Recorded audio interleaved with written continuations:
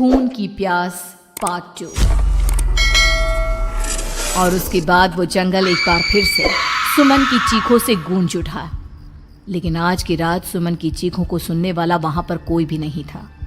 अगर वहां पर कोई मौजूद था तो बस हरिया, जो कि अब एक भेड़िए में बदल चुका था। सुमन के बालों को पकड़कर घसीटते हुए वो जंगल के बीचों बीच एक जगह पर ले जा रहा था। अगली सुबह गांव में।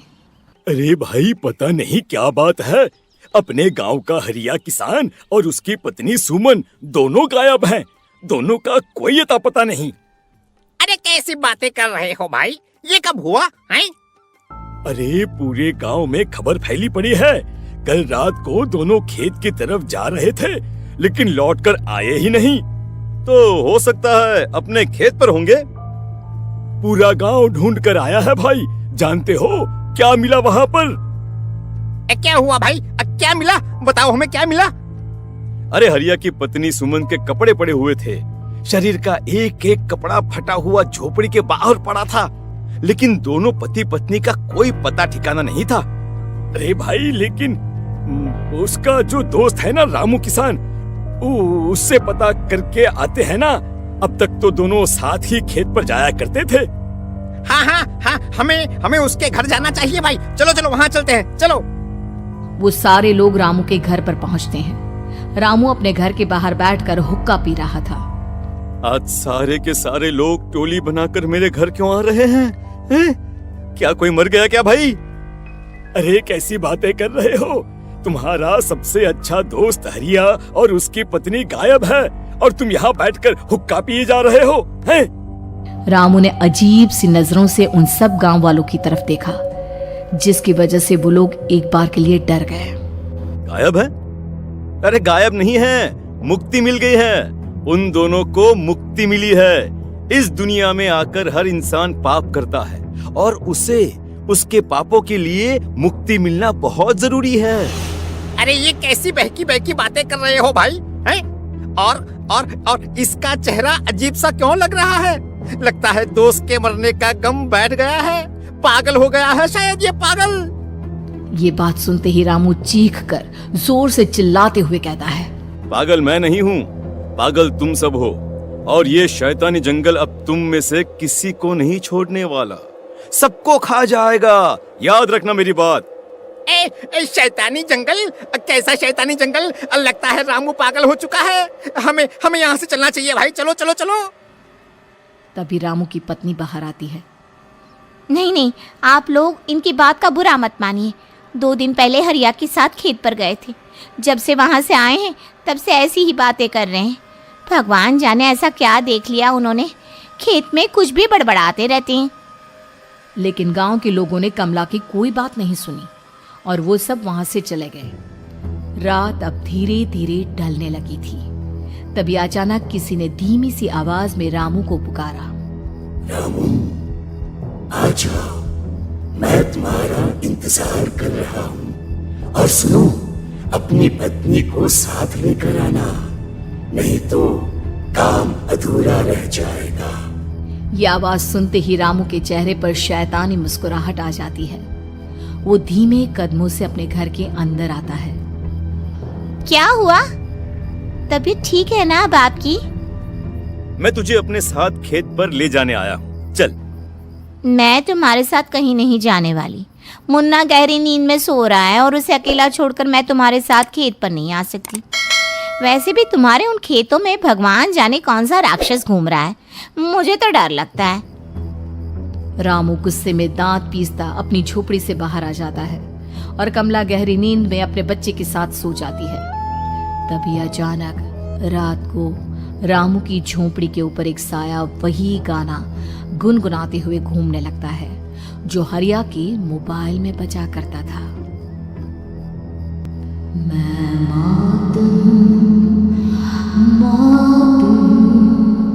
मौत जो पसरी है चारों ओर, जो आएगी कहीं से भी निगल जाएगी सबको। मैं मौत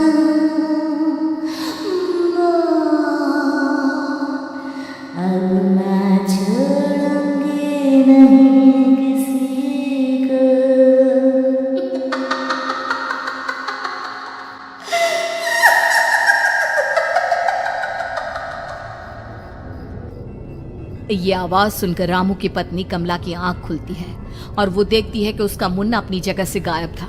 कमला चीखते हुए बाहर दौड़ कर आती है। वहां पर उसने देखा कि रामू ने अपने बच्चे को झोपड़ी के बाहर एक पेड़ से उल्टा लटकाया हुआ था और उसका बच्चा चीख चीख कर रो रहा था। वहीं दूसरी तरफ एक साया बच्चे के ठीक नीचे आग जलाकर उसके चारों तरफ हैवानों की तरफ नाच रहा था। छोड़ दो मेरे बच्चे को। अरे क्या कर रहे हो तुम? शर्म नहीं आती तुम्हें? अपने ही बच्चे को इस तरह मौत के हवाले करते हुए। अपना बच्चा? किसने कहा ये मेरा बच्चा है? अरे ये तो उस रामू की औलाद है, इस गांव के किसान रामू की, और मेरी दुश्मनी इस गांव के हर इंसान के साथ है। क्या? कैसी बात कर रहे हो तुम? और ये औरत कौन है? ये मेरे बच्चे को खा जाएगी। तभी अचानक से उस साया ने एक बेहद खतरनाक दिखने वाली औरत का रूप ले लिया और उसकी आंखों से आग निकल रही थी। सही पहचाना तूने।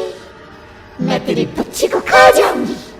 अगर तू अपनी इस हैवान पति रामू के साथ जंगल नहीं आई तो मैं तेरे बच्चे को खा जाऊंगी। लेकिन क्यों?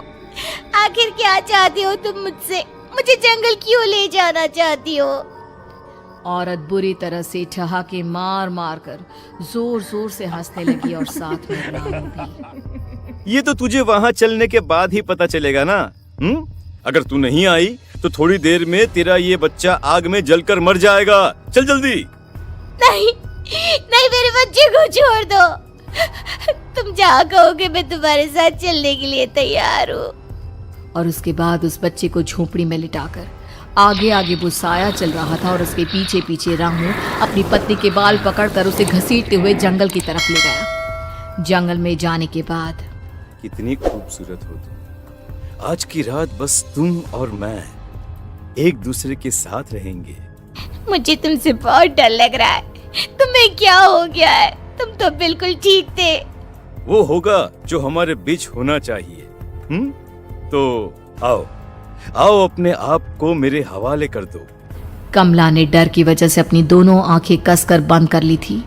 रामू ने बुरी तरह से चीख कर कमला से कहा, आंखें खोलो अपनी और मेरी तरफ देखो। कमला ने जैसे ही अपनी आंखें खोली उसने देखा कि रामू एक खतरनाक खूनी हैवान में बदल चुका था। कौन हो तुम? जाने दो मुझे। क्या चाहते हो मुझसे? वही जो एक आदमी एक औरत से चाहता है। मैं तुम्हारा पति रामू नहीं बल्कि इस जंगल का एक भेड़िया हूँ और आज की रात तुम्हारे खून से अपनी प्यास बुझा जाऊं। और उसके बाद वो जंगल कमला की दर्दनाक चीखों से गूंज उठा। अगली सुबह कमला के कपड़े भी जंगल में उसी तरह पाए गए जैसे कि सुमन के पाए गए थे। इस घटना के बाद पूरे गांव में दहशत का माहौल था। अपने माँ बाप की मौत और गांव में हो रहे इस तरह की घटनाओं की खबर सुनकर किशन शहर से गांव लौट आया था। अपने माँ बाप की बेदर्द मौत की वजह से वो बहुत परेशान था। तभी अचानक उसे अपने घर में खाट के नीचे पड़ा हुआ वो मोबाइल फोन मिला जो उसने अपने पापा हरिया को गिफ्ट किया था।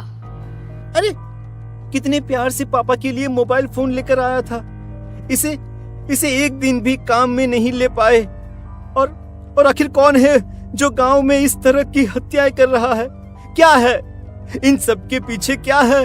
मुझे पता करना ही होगा, वरना एक दिन पूरा का पूरा गांव खाली हो जाएगा। इस गांव में एक भी जिंदा इंसान नहीं बचेगा। गांव के लोगों की मदद करने के इरादे से किशन अपने गांव से दूर एक दूसरे गांव में बहुत बड़े तांत्रिक के पास मिलने के लिए गया। तांत्रिक बाबा, अब आप ही कुछ उपाय बता सकते हैं। भगवान जाने हमारे गांव को किसकी नजर लग गई है। नजर नहीं लगी है, किसी ने तुम्हारे गांव को बद्दुआ दी है। किसी सताई हुई आत्मा का प्रकोप है और अब वो पूरे गांव में किसी को नहीं छोड़ेगी जब तक उसकी आत्मा को शांति नहीं मिल जाती। अरे लेकिन ऐसा कौन है बाबा? किसकी आत्मा है और कैसे मिलेगी उसे शांति? मौत है, मौत कहीं से भी आएगी और सबको निगल जाएगी। इससे बचने का सिर्फ एक ही उपाय है, लेकिन उस उपाय को करना आसान नहीं होगा। जो भी उस उपाय को करने की कोशिश करेगा उसकी जान जा सकती है। भले ही मेरी जान चली जाए, लेकिन मैं अपने गांव के लोगों की जान बचाने की पूरी कोशिश करूंगा बाबा। तो ठीक है फिर, अगली अमावस की रात जैसा मैं कहता हूँ वैसा ही करना। अमावस की रात तांत्रिक के बताए अनुसार किशन अपने साथ केरोसिन लेकर जंगल की तरफ चल पड़ा। उसके हाथ में देवी के मंदिर का सिंदूर भी था। किशन जंगल के बीचों बीच पहुंचा। ये देखकर उसकी आंखें फटी की फटी रह गई। वहां एक उबलते पानी का तालाब था और कई लोगों की लाश लटक रही थी। किशन की माँ बाप की लाश भी वहीं थी। माँ, बापू, क्या हो गया? ये क्या हो गया? तभी वहां पर एक औरत और आदमी आते हैं। उन्हें देखकर किशन चौंक जाता है। गोपाल काका, आपकी तो 5 साल पहले मौत हो गई थी। और निर्मला काकी, आप? मौत तो हो गई थी, लेकिन तुम ये नहीं जानते कि हमारी मौत कैसे हुई थी। क्या कहना चाहते हैं आप? कुछ नहीं, बस ये जान लो कि अब इस गांव में कोई जिंदा नहीं बचेगा। लेकिन क्यों काकी? क्योंकि 5 साल पहले इन गांव वालों ने मुझे डायन बताकर पत्थर मार मार के मार डाला। मेरी कोई गलती नहीं थी। गांव का एक बच्चा क्या लापता हुआ, सारा इल्जाम मेरी पत्नी पे डाल दिया। और जब मैंने निर्मला की जान बचाने की कोशिश की तो मुझे भी मार डाला। आपके साथ ये बहुत गलत हुआ काकी, लेकिन आप जो कर रहे हैं वो भी सही नहीं है ना? तुम यहाँ से चले जाओ वरना तुम भी नहीं बचोगे। हमारी आत्मा पिछले 5 साल से मुक्ति के लिए भटक रही है। चले जाओ यहाँ से। मौका देखकर किशन सिंदूर उन दोनों के ऊपर डाल देता है।